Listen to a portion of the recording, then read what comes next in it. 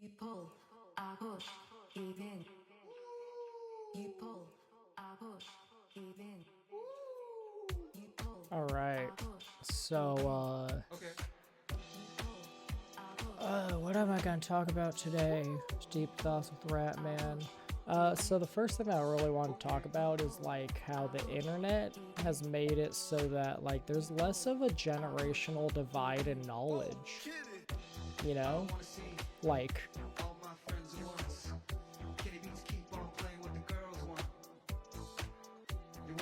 I don't know, but I feel like it's less often that you have artists that belonged to a single generation, you know?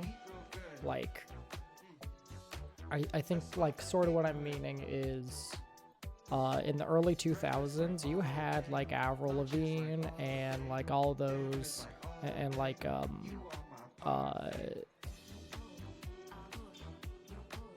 was it New Plan? God damn it, why can't I fucking remember their name now? Simple Plan, right? That's what it was. It was Simple Plan. Yeah, Simple Plan. Like you had, you know, a lot of that. That stuff was like the stuff that like middle school and teenagers were listening to in the early 2000s. I also listened to it even though I was in like elementary school, but that's because my older sister, oldest sister, I should say, because I'm the youngest in my family, besides my nieces and nephews. But she was very much into that kind of music. She was very much the angsty teen. She was like the stereotypical angsty teenager of the early 2000s, you know? Like in the early 2000s, you know, like all those movies that showed like angsty teens and whatnot, she was like the stereotypical one. She also got into drugs. The joke is that she did everything except for heroin. And she's better now. She actually went to nursing school. She's a nurse now and whatnot. She has a shit ton of kids. I hope she doesn't have more. She already has 4. She doesn't need more. 4 is like my limit for what I think would be normal. Anything past 4 and I start to question your sanity as a person. I'm not gonna lie. And 4 is pushing it, alright? Like, I think 2, that makes sense. You know? You have your one... honestly, parents that have one kid, that's a little bit weird to me in a weird way, but I think it's more so like it's understandable and like you had the one and you realized, you know what, I don't want to deal with another one. That makes sense and all, but it's also kind of weird to me. Most people who have kids, they have a second one. So like people who only have one child, it's like, damn, was having one kid really that rough? How much do they like that one child to go like, I don't want another one? Nah, but like it's sort of like pets, you know? It's like you want a second pet to keep the first one company. Wow, that's kind of a fucked up way of looking at it now that I think about it, you know, comparing children to pets. It's kind of fucked up. But I think like I feel like I got my point across. It's like 2 kids I think is very normal. 1 is understandable. You know? 3, you're pushing it, okay? 4, you're really fucking pushing it. 5, you're fucking insane and you need like you might... Is there a thing for people who are addicted to having children? Like, is that a mental illness that exists? Because if it isn't, it should. Because I think that's a real problem, is people who are, like, legitimately addicted to having children. Like, that needs to actually be written down, and, like, this is an actual mental illness. We need to start researching that shit and figure out how to make these people not absolutely insane. But I also get why we probably don't do that, you know? Those are the people who are making sure the birth rate stays semi-consistent. Without them, the human race would die. So there's probably a good reason that we don't go like, this is a mental illness. It's just like, yeah, fuck it. Let them have children. But, like, so back to what I was saying with the music and whatnot. I feel like there used to be this divide where it was like Avril Lavigne, to an extent, you could argue, fell off, you know? Once those people grew up, they stopped listening to her. And this is where it gets interesting. A lot of nostalgia, I think, is linked to that aspect. You know, it's these things are gone now. You know? But I feel like that doesn't happen as often anymore. You know, like 2010s rap, for instance. Pretty much every rapper who got big in the 2010s is still going. You know, the ones who aren't still going, people don't and probably will never have nostalgia for. You know, Lil Pump, fucking that dude that made Audi. What was his name again? Whatever the fuck his name was. But like all the other rappers that I think people, if they fell off, people would actually give a shit later, like, you know, 10, 20 years down the line, those people would grow up and go like, damn, I'm nostalgic for this shit. A lot of those rappers are actually still going, you know, Tyler the Creator, Vince Staples, Travis Scott, fucking 21 Savage, you know, like all of those people are still going. I just feel like it's less often now that you have that kind of fall off, because now with the advent of the internet, you can have a continuous line of new people, you know? It's no longer generationally locked. Artists are no longer, and not just artists, but media in general is no longer locked to a specific generation that grew up with it, and then they grew out of it, and it never, you know, because they grew out of that, it's now like, oh yeah, this person doesn't make music anymore because everybody who listened to them doesn't listen to them anymore. That just doesn't happen as often anymore. Like, I'm not saying Avril Lavigne, like, straight up fell off, you know? I don't think she did. I'm just saying she absolutely is not as popular as she used to be. And I feel like that ended around the 2010s when everybody had a fucking smartphone and shit. Because then it's like everybody had access to the internet. So no longer was it that, oh yeah, these people listen to this person and the younger generation didn't. Now it's like the younger generation gets into these older artists, and it's just a continuous cycle of new listeners, old listeners leaving, the new listeners coming in. There's like less of a need in some ways to grow with your audience now, which means there's less fall off happening, you know? You don't need to grow with your audience anymore because you're not locked to the generation that grew up with you. There will be a new generation to grow up with your current music. So you don't need to change your music anymore. And I feel like in some ways that's going to affect nostalgia in a weird way. You know? I feel like nostalgia to some extent is actually going to end with the 2000s. In theory, we should be hitting 2010s nostalgia, but we're really not. In theory, by now, we should have started seeing a lot of people being nostalgic for 2010s, but that's just not really happening, because the 2010s in some way is still with us. You know?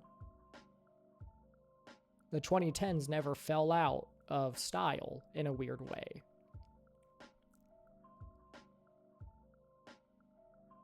And I have a feeling that that might actually continue to be a thing, where people just aren't...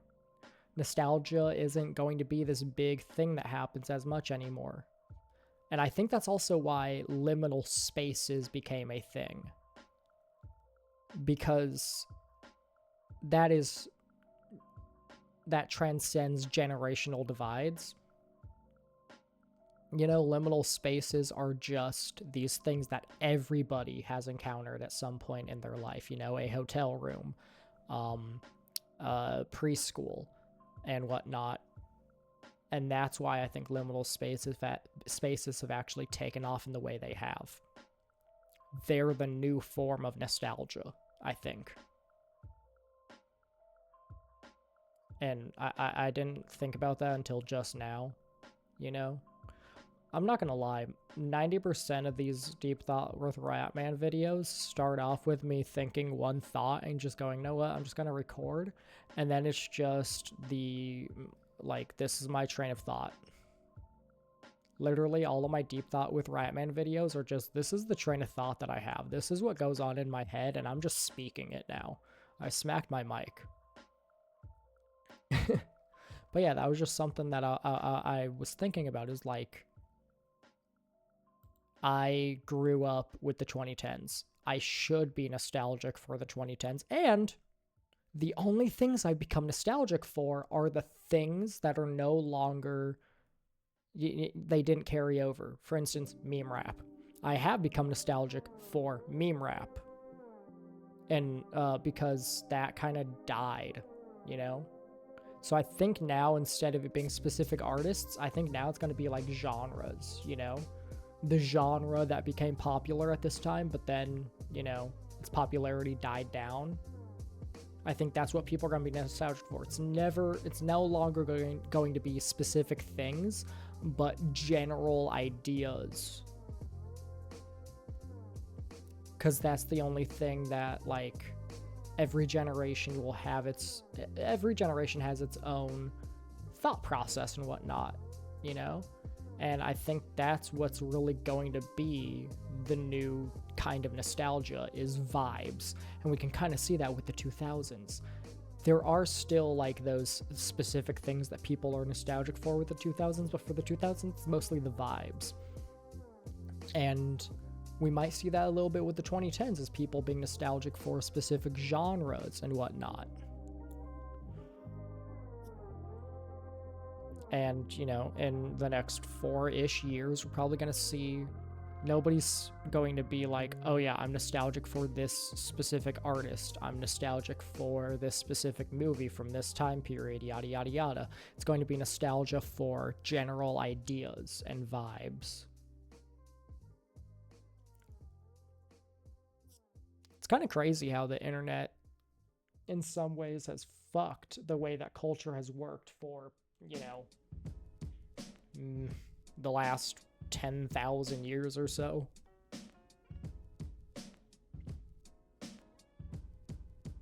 Like, no longer is culture locked to specific areas. Anybody can get into a culture because of the fact that everything is shared all the time, you know? And with all these posts that are always like, oh yeah, 10 years ago this happened, you'll have new people that are introduced to things that happened 10 years ago, 9 years ago, 8 years ago, yada, yada, yada. And so it's, like I said, it's no longer a cutoff, but a revolving door. There's no longer this cutoff for knowledge and such, you know, for knowledge and culture. There's no longer a cutoff. It's maybe more so a gradient, but an ever-evolving gradient, an ever-expanding gradient. The gradient is always expanding to consume more people. Sounds like I'm talking about some fucking eldritch demon or something. That would be, you know what? I'm not an artist, so I don't really like, I want to make like an ARG, and I've done that in the past actually, but people always made fun of my stuff that I made because I'm not an artist, so I never made anything that was like really cool looking. And I feel like, let's be real here, every ARG, every fucking analog horror now, all of them, all of the big ones have been made by people who are very artistic. You know, their art is impressive, and that's what makes people actually interested. I think Marble Hornets only got, I think a lot of like early ARGs only got as big as they did, like Marble Hornets and whatnot. And even with that, you know, the Slender Man that they used was, it took artistic skill to make. So even with that, even with it being not as visually interesting as the stuff we have today, it still had things that you would need artistic ability to create. And so if you don't, and when I say artistic ability, I'm talking about visual artistic ability. I can make music and whatnot, not very good. Like if I'm not using samples, I'm fucked. But if I'm using samples, yeah, I can make a good beat. But like,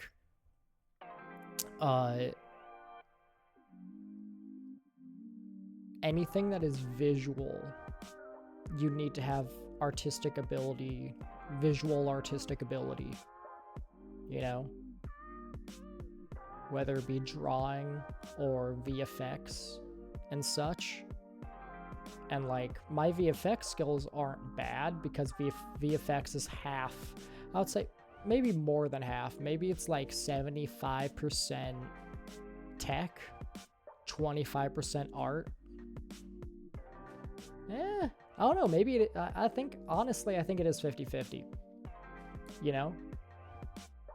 A good VFX artist creates their own effects instead of just using Portal green screen off of YouTube to create a Portal effect. They will actually like create a 3D Portal effect in fucking Blender or some shit and then comp that in and whatnot. So I would honestly say that it is 50-50. You have to have some visual artistic ability in order to create good VFX. And that's the thing, you have to be good at visual art to create a ARG or a analog horror web series and whatnot. If you don't have that, you're pretty much fucked. Nobody will ever watch your shit, and anybody who does will call it dog shit because it doesn't look good, you know?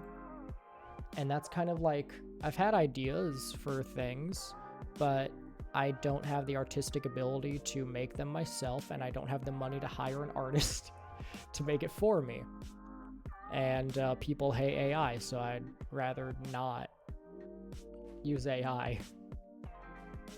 If people didn't have such a hate boner for AI, I would fucking use it. But it's whatever. Anyways, back to what I was saying with it. An interesting idea would be an analog horror where the horror is actually like a metaphor for the internet being this thing that amalgamizes humanity's knowledge, you know? And in some ways, AI is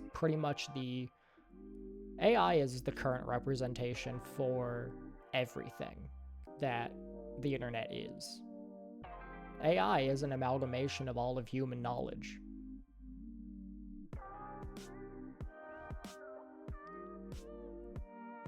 And I don't think that's a bad thing. Some people do. I personally don't. I ain't gonna lie. I feel like some of the people who hate AI would have been the same people who burned down the fucking library of Alexandria. You know? Only I can have these skills. So I'm gonna burn these books so nobody knows how to do these things that I know how to do. Like, fuck you.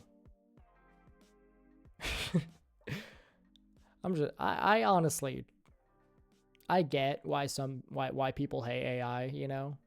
A lot of people in the tech industry are now losing their jobs to AI and whatnot.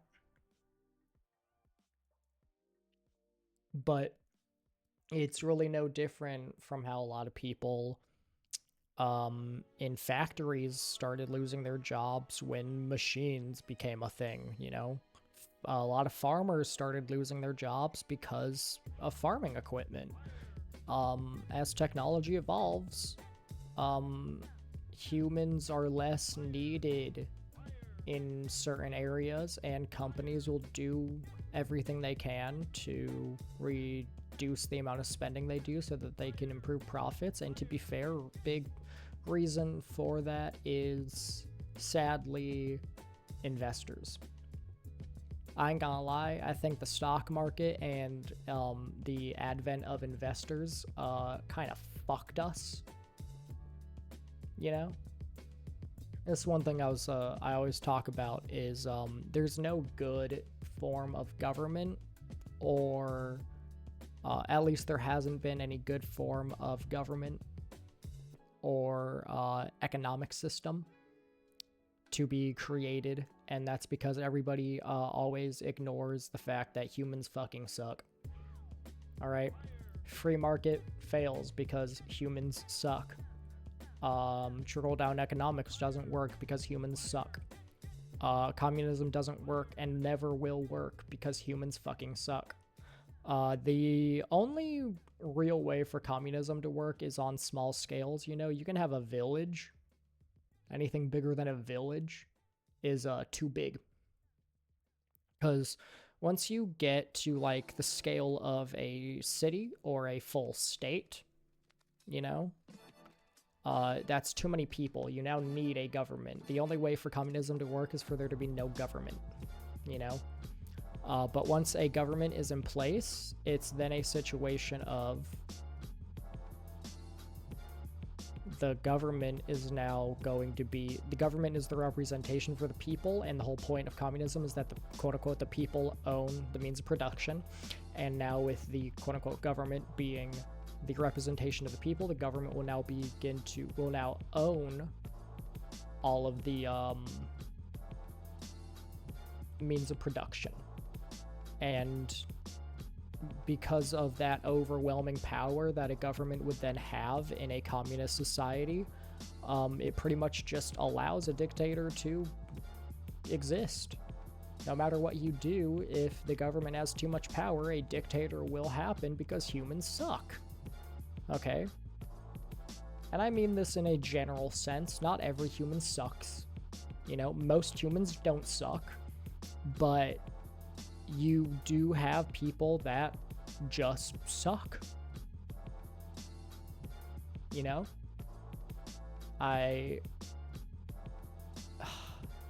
One thing I always find really interesting is nature versus nurture. And I have no answer to it. I don't think there is an answer. You know? Neither one is 100% correct. It's more about what I want to know is the exact, I guess, like, measurement percentage, you know? How much is nurture and how much is nature? What percentage are we talking about? What's the ratio, dog? Bro, what if it's the golden ratio? What's the golden ratio again? Isn't it like 1.618? So what would that be? Golden ratio fraction. So the fraction of the golden ratio is complicated. It's 1 plus the square root of 5 divided by 2. So the square root of 5 plus 1, what's that?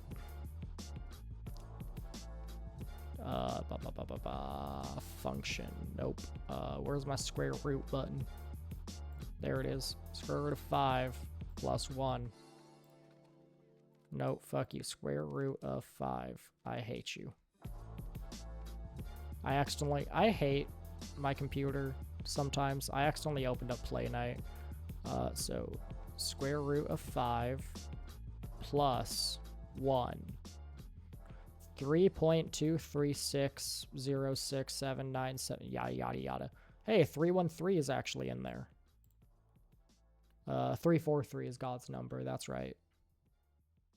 Right? That's like...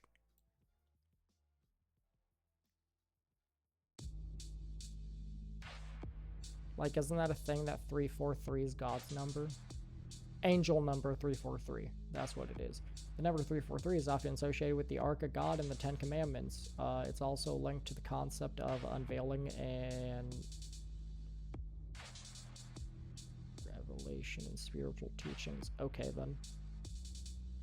Angel number 343 is advising you to surround yourself with people who will lift you up and remind you of how amazing and wonderful you are. Interesting.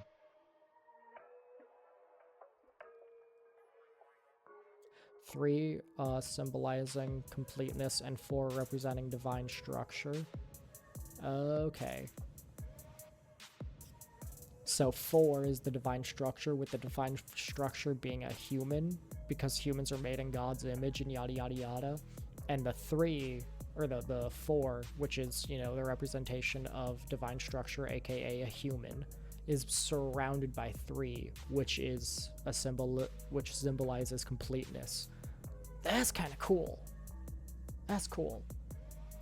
I was about to say, dude, if 343 was in square root of 5 plus 1, that would be crazy.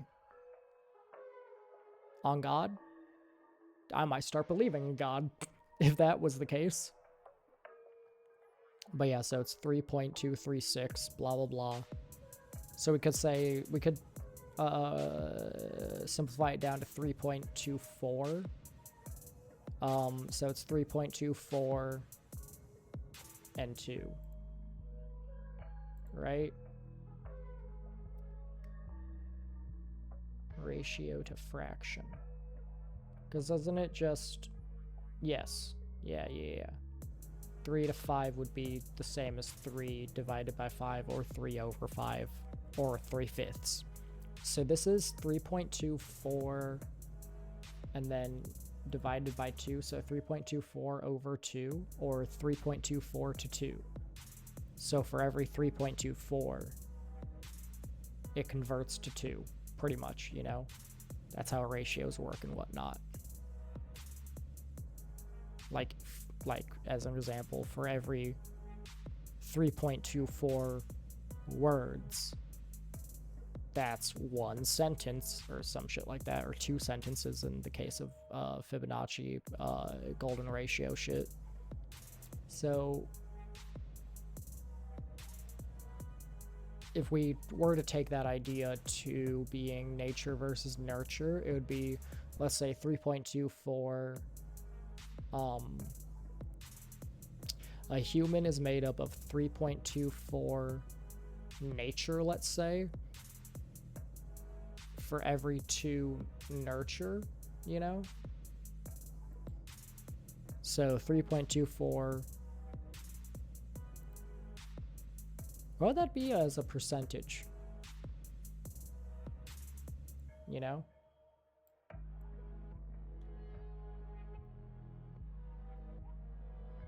Cent? Fraction to percent? So if we say 3.24 and 2... 3.24 is not valid. Okay, fair enough.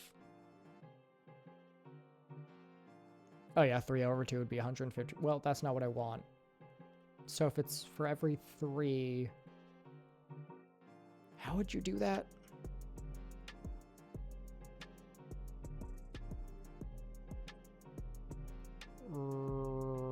Ratio to percentage?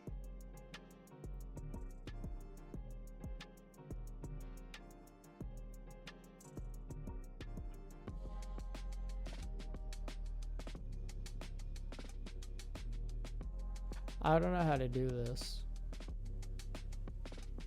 I guess we could just take the decimal of the decimal form. That would probably be easier. the golden ratio, fuck me, I can't speak, 1.618, 1.62. We're gonna simplify that to 1.62. Yeah, no, that's not gonna help me, actually. Shit.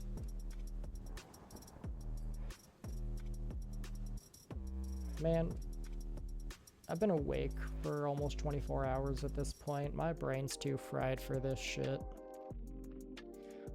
But if somebody wants to comment below what the math would be, you know, what percentage of nature versus nurture if we go based off of the golden ratio, which rounding it 3.24, so every 3.24 nature is equal to 2 nurture, so like what percentage is nature and what percentage is nurture based on that.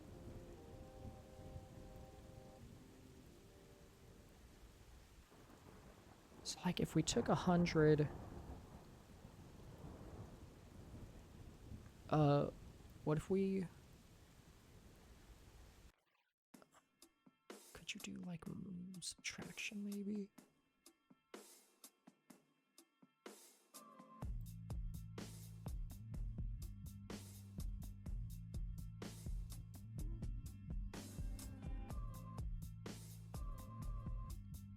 I'm trying to figure this out now, because I feel like I could figure it out if I just thought about it for a second. For every one, we have 2. So that's 50.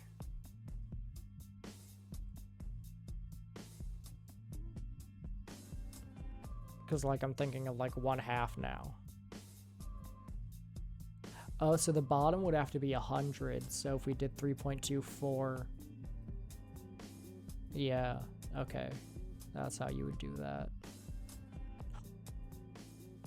Or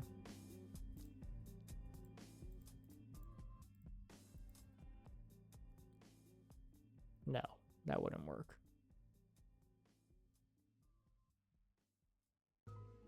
Well, nature would be more than 50% of a human. It would be slight. Let's say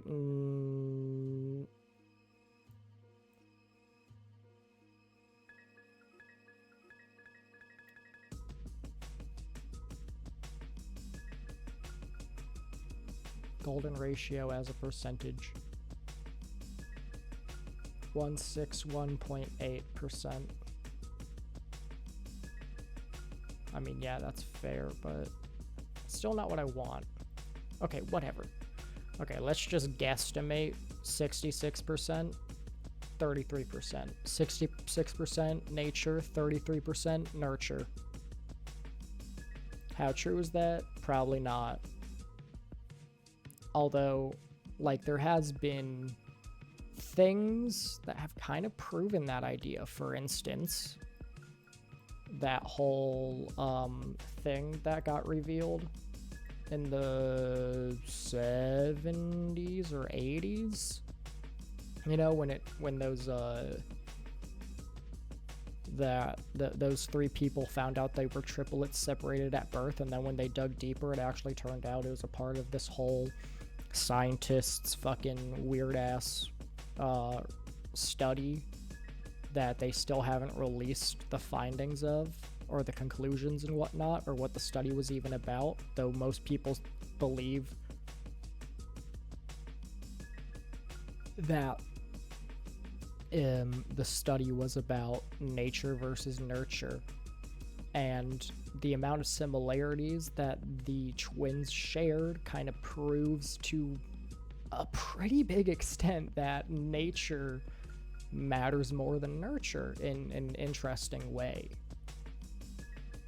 And I wonder if, like, if it turned out, so let's say in the future, you know, scientists do this study, foolproof, and they come to the conclusion that a human is 100% controlled, or like pretty much a person, what they will be in the future is 100% determined at birth. you know? Like, based on their DNA, the scientists can literally predict their entire future, not to 100% certainty, but, or maybe not their future, you know, but they can predict the type of person they will be, you know?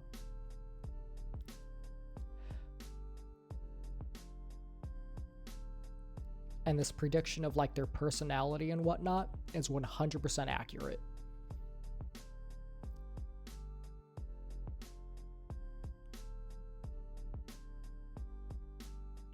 Would it then be argued that maybe humans don't have free will? And if humans don't have free will, how culpable is a human for their own actions at that point? You know, if it turns out that somebody who was a serial killer, you know, if it turns out that they were always going to be a serial killer no matter what, they could have grown up in a completely different environment and they still would have turned into a serial killer, how accountable can they be held for their actions at that point? And this kind of goes into like the whole in Christianity, you know, there's God's plan and whatnot, and pretty much every human's life is already written out. And therefore, if God has a plan for everybody and that plan is 100%, then in that sense, there would be no free will. And because of no free will, humans can't actually be held, nothing can be held accountable for its own actions. And therefore, the justice system makes no sense at that point because there is no such thing as rehabilitation. It's just the way things will play out. You know? Like if it turned out that, you know, somebody would always turn out to be an asshole, you know, like this is some crazy shit. In the future, you can predict the personality of your child because as it turns out, nature is 100%. No nurturing will change somebody. So like if that were the case, and as soon as your baby is like, you know, being developed in your stomach, they were able to scan the DNA makeup of that child before it's born. And it turns out that child would have a strong tendency towards violence and would almost 100% be a criminal, you know, when they get older. Would you kill that child? Would you have an abortion? I realize I said kill that child, and therefore it kind of sounds like I'm anti choice and whatnot. I'm not. I am pro-choice, but that's mostly because I feel like I'm not a woman. And also I'm very much, I would say I'm very libertarian. As long as what you do doesn't hurt somebody else. And this is where it gets interesting, because it's like, if you do believe that a fetus is a child, you know, if, you know, life starts at conception and blah, blah, blah, then, like,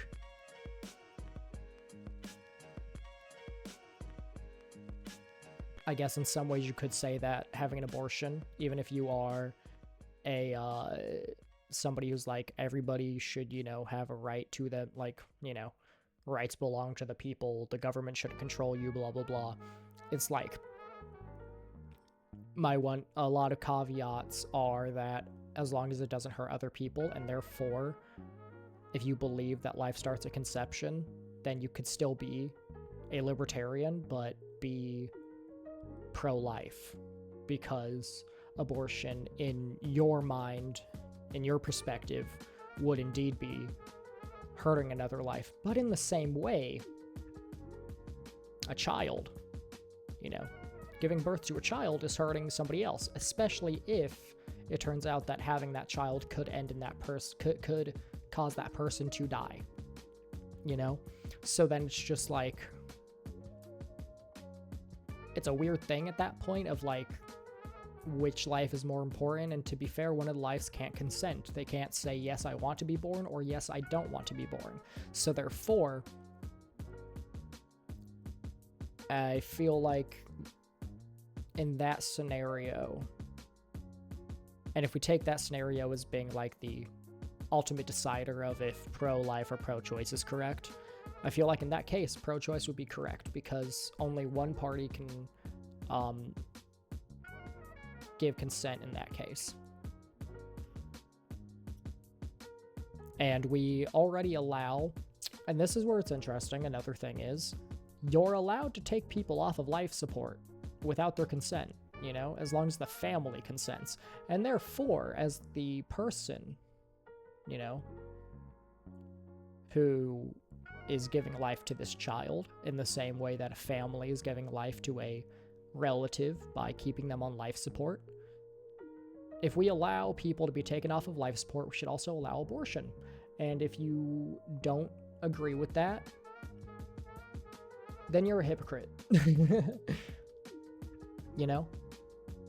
But if you do agree with that, or if you disagree in the sense that you don't believe a family should be allowed to take somebody off of life support, you're a fucking idiot in that case, in my opinion. Because forcing that kind of burden on a family is bullshit.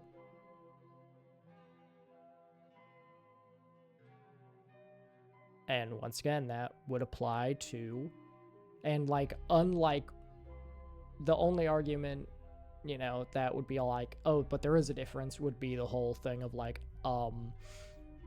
giving your child up for adoption. You can't do that with a family member, to be fair. You can't just go like, oh, my grandpa's on life support. Fucking send him to this other family, you know? I'll sign the adoption papers. Like, you can't just do that. I mean, I guess you could, but I'm pretty sure adoption requires the consent of the person being adopted as well. So then it wraps right back around to that person can't consent. And if that's your limit for if you can kill somebody or not, then like,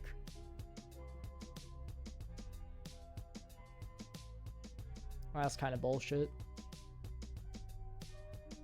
And I guess the other thing would be like, oh, there's contraceptives, blah, blah, blah. You know, you can be quote unquote smart and not have children, ignoring the fact that contraceptives fail. But you can't do that with a family member. You can't prevent a family member from existing that existed before you, you know? There's no preventative measure of somebody being put on fucking life support besides keeping them in a fucking bubble boy. But yeah, honestly, there's the new argument that pro-choice people should have is life support. You know, that should be the new argument, because I think this is the big issue with pro-life versus pro-choice, is that the two sides are arguing completely different things. They're not arguing about the same thing. You know, one side thinks it's murder, the other side doesn't. There is no common ground there. There is no let's find a middle ground here. You know, there's none of that. There is no finding middle ground. It's either it's murder or it's not. However, I think there's a lot of people who are pro-life who would who agree with a family being allowed to take a loved one off of life support, and therefore, if they agree with being allowed to take a loved one off of life support, they should also actually be pro-choice, because it is pretty much the same thing, you know?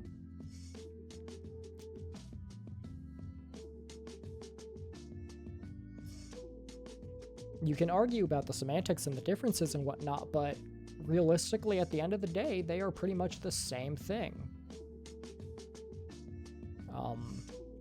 You're still killing somebody. Like, even if you believe life starts at conception and whatnot, both situations you are killing a person without their consent.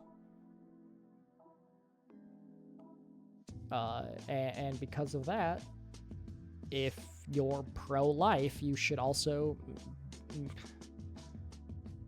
say that no, you can't take a loved one off of life support no matter how draining it is on your fucking income and shit. In fact,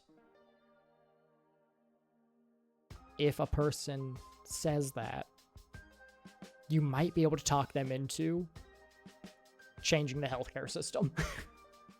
You might be able to talk them into going, well, what if a family can't fucking afford it? And then it's like, ah, that's fair.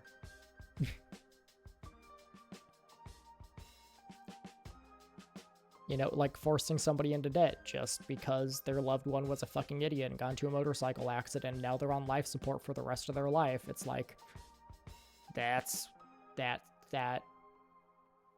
is unfair and stupid.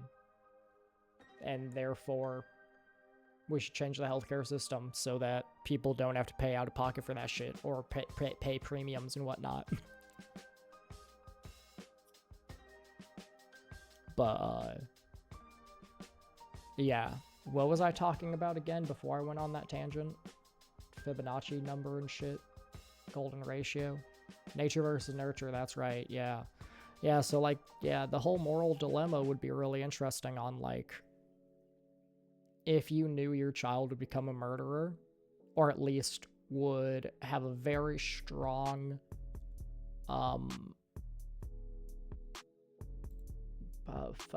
there's a P word that I'm thinking of, but I can't think of it.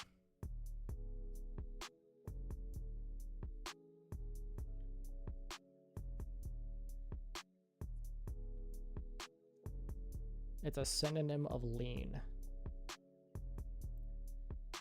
No, not that kind of lean. Yeah, angle kind of lean. Sort of.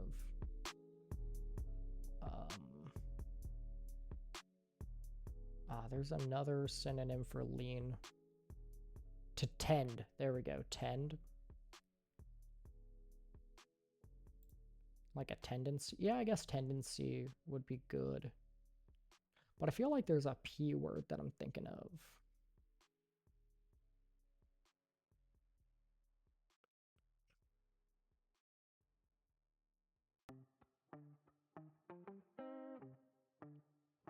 Tendency. Let's try that. Propensity. Okay. Yeah, propensity is the word that I was thinking of. Yeah, like if it turned out your child would have a propensity. I guess propensity isn't actually the correct word either. Yeah, I guess tendency or, no, I guess proneness? Proclivity. There we go, proclivity. No? Proclivity? Sort of? I don't know. Predilection? Yeah, predilection, I think is the word that I was thinking of. Yeah, if it turned out that your child would have a predilection, which means, like, you know, having a attraction to something, not in a sexual way, but like magnetic attraction sort of way, you know, they would have a tendency towards that thing. So if it turned out that your child would have a, what was the word again? Predilection. If it turned out that, you know, your child would have a predilection to violence, would you kill that child? Would you have an abortion? And putting it even further, would it be right for the government to be able to use this technology to incarcerate babies as soon as they're born? Like, let's push it further. So instead of it being that it can be caught you know, as the fetus is developing. Let's say they can't scan the DNA, so they have to wait for the child to be born, and then they have to take a blood sample, you know, to check the DNA strands and shit. So they, you know, check the DNA of the child after it's born. Would it be okay for either A, the parent, to say, I don't want that child, and for that kid to be killed as soon as it's born? B, for the government to make that decision? Or C, nobody can make that decision, and the child will just become a murderer. More likely than not. More likely than not, that child will end up in jail no matter what, because they'll have a propensity to violence. So no matter what the parents do, that child will be a criminal, a violent criminal in the future, you know? Like, this test is 100% accurate, and as it turns out, based on studies, no amount of nurturing will change a child. As soon as it's born, whatever predetermined personality that child would have based on its DNA is what it will grow up into. At that point, would it be okay for anybody to decide if that child shall continue living or not? The parents, the government, whoever. Or maybe not killing them, but maybe incarcerating them so that they can continue to live a life, but they will be segregated from the rest of society so that the quote-unquote non-violent people, the non-criminals, don't have to deal with them, you know? Would that be right? I don't fucking know. Because on one hand, if humanity has the chance to, you know, stop tragedies before they ever happen, yes, we should do those things to prevent tragedies. On the other hand,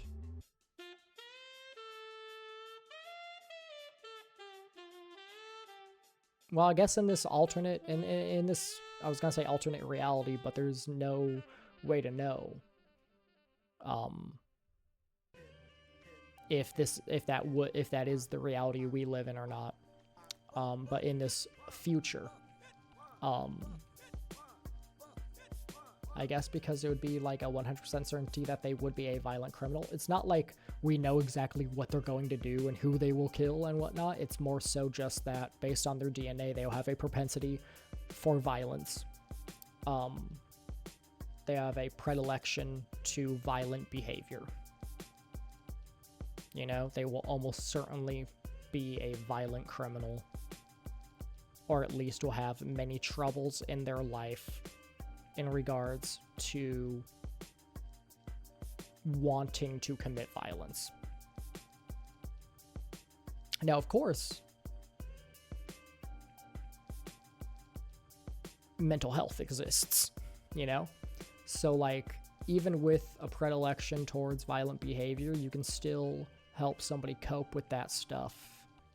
And I guess in that way, that's kind of how nurture, to some extent, can play a part in somebody's life. And that was the end of my playlist. No, it's not. Okay, we're almost out. It's only an hour and 1 minute long, and we're almost at an hour right now. We're at 53-ish, 53 and a half, 53 and 40, whatever. But maybe like separating them as a child from society so that they can get specialized help, and then when they're an adult they get integrated back into society if they're deemed safe, if it's deemed that they have learned proper coping mechanisms. I think that would be okay. But at the same time, you're separating them from their parents, and we all know that separating a child from its parent is not good for the child. So in that sense, it would actually probably exacerbate the issue. But separating the parents just because their separating the parents from regular society just because their child sucks, based on its DNA or whatever, would also be fucked up.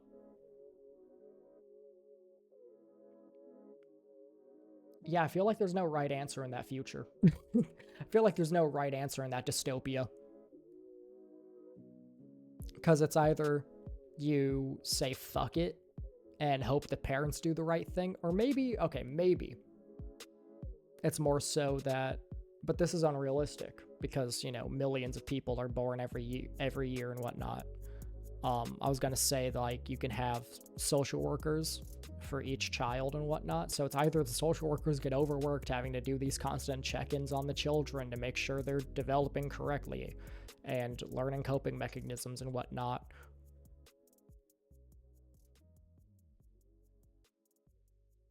or you just have a shit ton of social workers, which is unrealistic. We're already low on social workers as is. Now imagine we add a shit ton of more work to that person's life, because now we actually, like, will have all these cases that usually would go under the rug to never be known about until they fucking commit mass murder or some shit. Now it's like, oh, we actually do know prior to anything ever happening. The parents don't actually, because I think that's one issue that we have right now, is that parents love their children in a weird way. That's actually that's problematic in a weird way, because a lot of children who grow up to be mass murderers or serial killers or just violent people in general are protected in a way by their parents, because their parent refuses to believe that that is their child, that their child is like that, you know? They constantly are all like, oh, you know, that's just boys being boys or whatever the fuck. She's just going through a phase, yada yada. And it's like, no. I get that you love your child, but no. That bitch is crazy and needs mental help.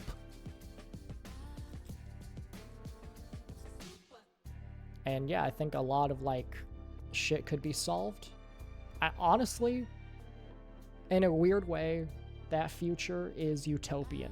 It's a dystopia, utopian society, if it is done in the correct way.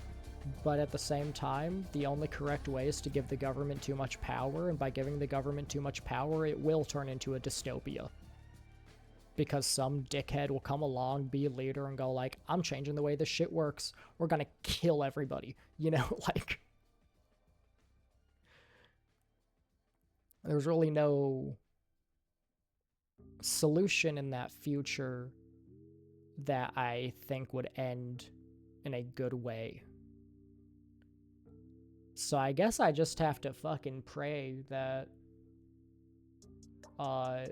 nurture matters more than nature, but it sadly doesn't seem to be the case, I'm not gonna lie. With all of the evidence we have, it truly does seem more likely that nature matters more than nurture to a large extent. But the only reason nurture doesn't seem to be as important, or one of the big reasons it doesn't seem to be important, is because of parents not holding their children accountable or seeing the signs that their child has problems, because they love that child too much to ever think that their child could be capable of things.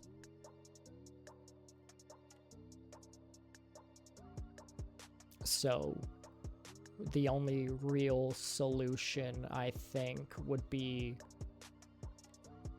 having an uninvolved third party. But then that uninvolved third party would have to be the government, pretty much. I'd trust the government sooner than I would trust a private corporation, okay? And because of that, you kind of would end up in a very real possibility of a eugenics dystopia situation. Even if we, take away the whole DNA analysis and whatnot, even with taking that away, if we try to implement a solution in today's day and age where CPS is just involved in every family's life, doing checkups on all of the children across the United States, which is highly unrealistic,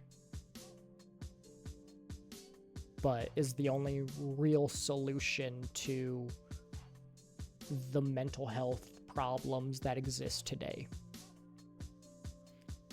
Because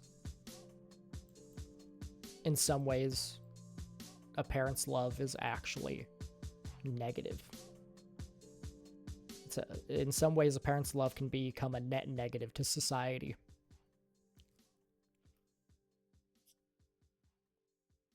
Yeah.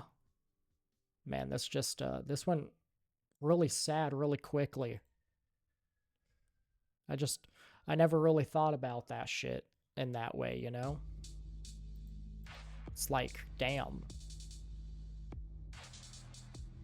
Because realistically, based on all of the evidence throughout human history, it really does seem like nature matters more to an extent, Like, from birth, I think there are a lot, like, any child that has a propensity for violence, serial killers, mass murderers, yada, yada, yada.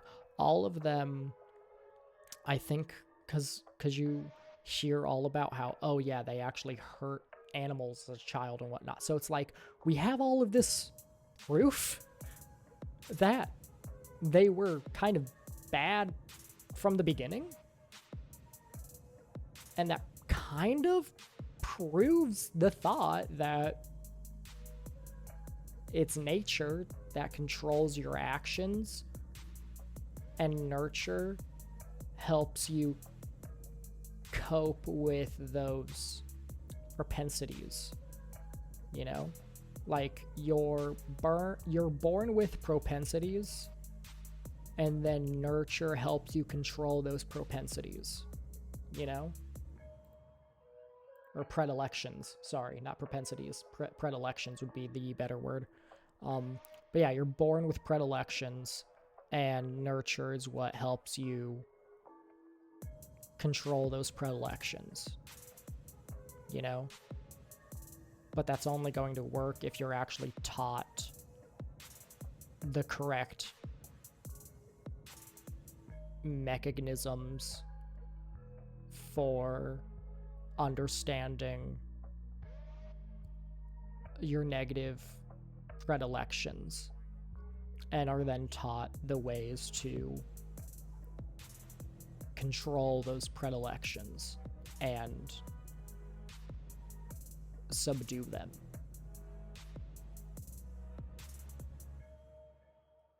But I mean, maybe I'm wrong. Hopefully I'm wrong. I'd prefer humans to be molded by their environment to an extent, I guess. That doesn't really sound very good either, though. I don't know. Man, psychology weird. Anyways. Yeah, I feel like I just gotta... I could do like a fucking 24-hour yap session just about psychology and whatnot. It's funny, my therapist was actually like, because I was talking to my therapist about psychology and whatnot, and how it's something that I'm honestly interested in. And they were all like, have you ever thought about going to school for psychology and whatnot? And I was all like, well, not really.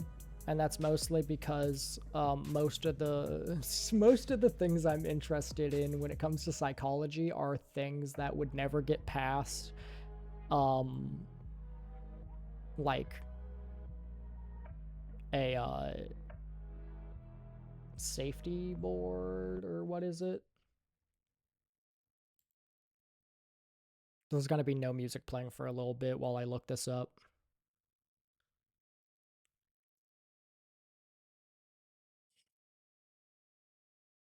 Let's look up safety.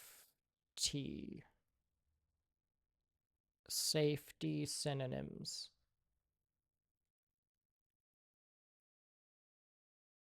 The board of danger.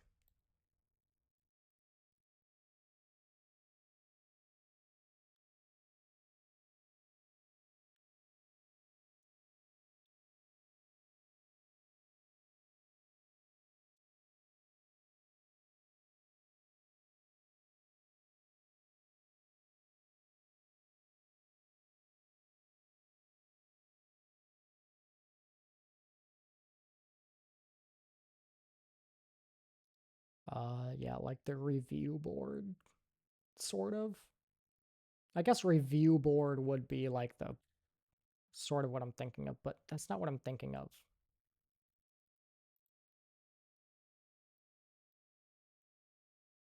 Name of the board that checks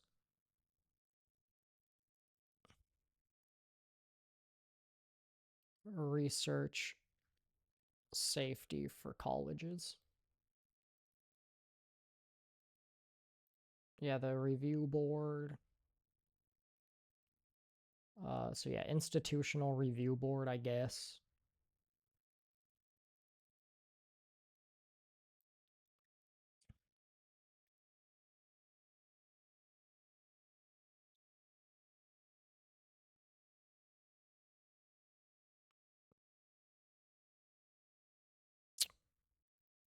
Oh, it's like on the tip of my tongue, cause it's um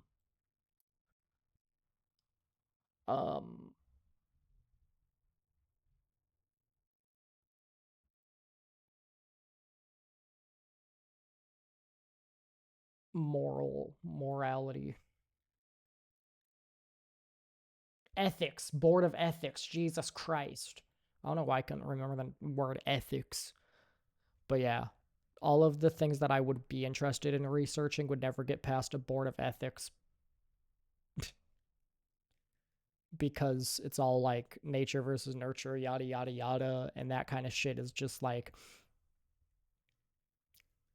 there's no good study in those fields that wouldn't involve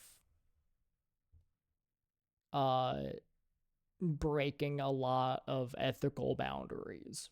For instance, that whole separate the fucking twins and triplets and whatnot. Because that almost certainly was 100%. It was almost certainly, without a doubt in my mind at least, about nature versus nurture. But maybe I'm wrong.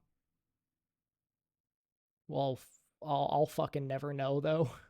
I'll be like in the fucking uh I'll be senile by the time that shit releases apparently. Fucking bullshit.